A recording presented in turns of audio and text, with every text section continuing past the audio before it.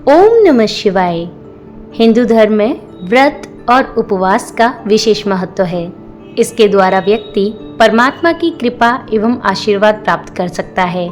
कई लोग इन्हें एक ही समझने की भूल कर बैठते हैं, लेकिन इन दोनों के बीच में अंतर होता है। आइए जानते हैं कि व्रत और उपवास के बीच में क्या अंतर होता है। हिंदू धर्म में प्रत्येक दिन या तिथि किसी देवी देवता को समर्पित होती है और उसी के आधार पर व्रत और उपवास आदि किए जाते हैं। इस दौरान कई तरह के नियमों का पालन भी किया जाता है। यह न केवल धार्मिक दृष्टि से विशेष महत्व रखते हैं, बल्कि इसके कई शारीरिक लाभ भी मिलते हैं। सबसे पहले हम जानेंगे व्रत का अर्थ और इसका महत्व। तो भक्तों, व्रत का अर्थ होता है किसी चीज का संकल्प लेकर उस व्रत का पालन करना। असल में व्रत का अर्थ है प्रण या प्रतिज्ञा। व्रत में भोजन किया जा सकता है। आप व्रत के दौरान किसी भी एक समय भोजन ग्रहण कर सकते हैं। एकादशी, पूर्णिमा, सोमवार, मंगलवार या किसी भी अन्य दिन पर उस देवी देवता को समर्पित व्रत किया जाता है।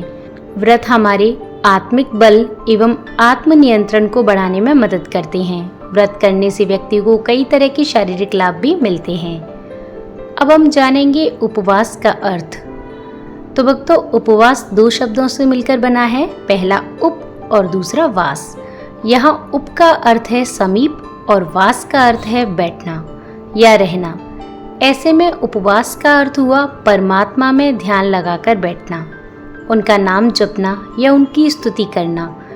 अर्थात इस प्रक्रिया में साधक ईश्वर के समीप पहुंचने की कोशिश करता है। इसे उपवास कहते हैं। उपवास में आहार ग्रहण नहीं किया जाता। इस दौरान अपना पूरा ध्यान ईश्वर की भक्ति में ही लगाना होता है। उपवास द्वारा इंद्रियों को वश में रखने की शक्ति मिलती है।